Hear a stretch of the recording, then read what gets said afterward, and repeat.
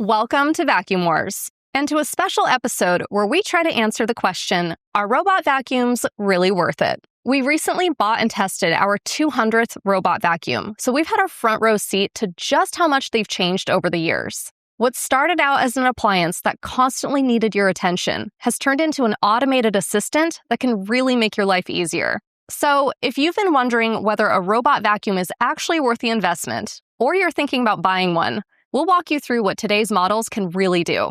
Links are in the description to the Vacuum Wars Top 20 Robot Vacuum list on our website, which we keep updated weekly. Let's get started. Because we've tested over 200 models, we can compare older units against today's new releases, and the difference in performance is massive. As actual vacuum cleaners, it's pretty hard to find a bad one these days. Even budget-friendly models do a great job picking up everyday debris from hard floors and carpets, sometimes even better than a traditional upright vacuum, which might just end up pushing it around. But there was a time when a robot vacuum just couldn't compete with a conventional vacuum cleaner, especially on deep carpet cleaning. We test deep carpet cleaning by embedding sand into carpet fibers and measuring how much the robot can pull out. The best a robot used to be able to do in this test was 76%. While a good upright would get closer to between 90 to 100%. Now, our best robot score is 96%, with most modern robots getting into the high 80s and above, thanks to stronger motors and optimized brush designs. Anti-tangle brushes are also better than ever, with many of the big companies getting perfect or near-perfect scores in our tangle test. One of the biggest developments that we've seen throughout the years is in robot mopping. There was a time when a robot vacuum was just a vacuum, but now, almost all of them have a mopping feature, to the point that it's a little hard to find one without it. At the basic level, robot mops are basic wiping modules with electric water tanks. More advanced mops are more effective, with pads that vibrate, spin, or roll, depending on the model. The real game changer here is mop lifting technology. Even at lower price points, robots can often lift their mop pads when they detect carpet, allowing them to vacuum and mop both hard floors and carpets in a single run. If a robot doesn't have this feature, you have to run separate cycles and manually attach the mopping module after vacuuming. We do test robot mops on their ability to remove stains, and we also test how much water they leave behind because a lot of excess water can lead to streaked floors. Base station automation is another area that's come a long way over the years. The most basic automation is self-emptying dustbins, where the station sucks out debris from the robot and stores it in either a disposable bag or a bagless bin. Some people prefer bagless bins because they reduce the ongoing cost of disposable bags. As you move up from budget models into the mid-range and premium tiers, you start getting features that make the whole experience even more hands-off. For example, instead of washing the mop pads yourself after every cleaning run, the dock can do it automatically. The mop pads are washed, sometimes with hot water, and then blow-dried to help prevent bacteria and odor. Some models can even refill the robot's onboard water tank automatically, and a few will also dispense the right amount of cleaning solution for you. The highest tier of automated base stations can actually be plumbed right into a home's water system, so you don't even have to manage the water tanks. However, a fully hands-off cleaning experience will come down to how well a robot moves around your home, which brings us to navigation and obstacle avoidance. These features have seen enormous progress over the years.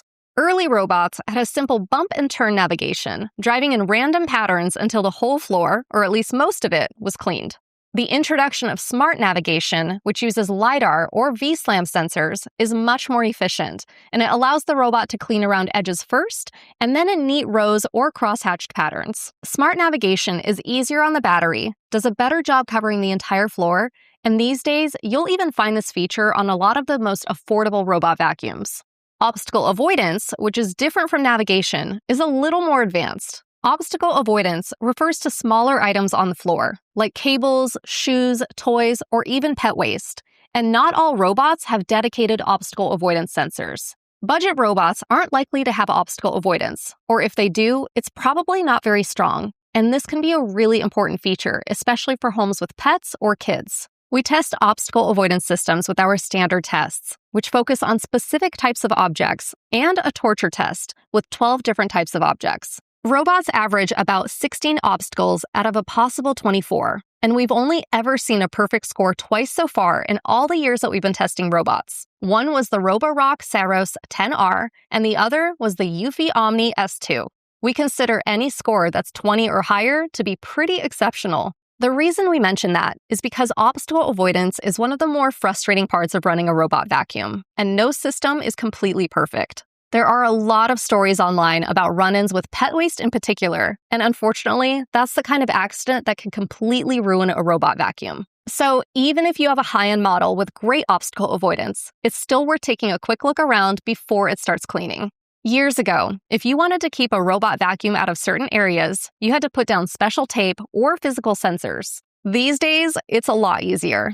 If there's a spot where your robot tends to get stuck, you can usually just mark it as a no-go zone right in the app, and the robot will avoid it from then on. And this brings us to robot mobile apps. Apps have come a long way, and many of the major brands have created great app experiences. Most apps will have all the basics, with robot vacuum and mop settings, room editing, multi-level maps, and schedules. You can set schedules for certain zones, rooms, and vacuum or mop settings, and some can include quiet hours, where the robot will use a lower rate of suction for less noise. High-end robots can sometimes include access to the robot's onboard camera from the app, which allows for video monitoring, video calling, and pet finding features. Something that a new robot vacuum owner should know is that now, more than ever, the manufacturer's app is the central control station for the robot.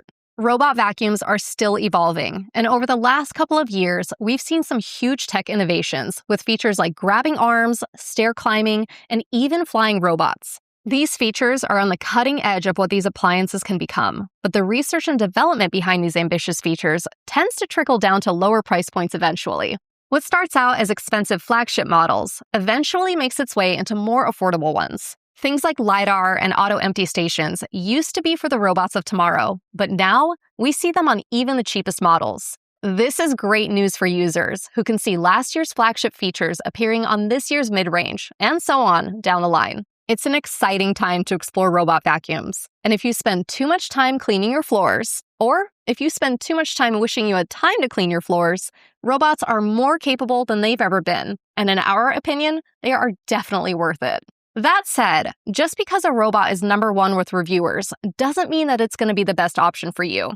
If you want to see which models we currently recommend, check out our latest robot vacuum rankings using the links in the pinned comment and the description. And don't forget to subscribe to Vacuum Wars before you go. Thanks for watching. Vacuum Wars independently tests new vacuums year-round, and the links in the description are updated regularly to reflect our latest top picks across multiple categories. You'll also find detailed rankings on the Vacuum Wars website, including our top 20 robot vacuums, top cordless vacuums, and more. Every review here is unsponsored, just honest results. Subscribe so you never miss one, and tap the next video to keep watching.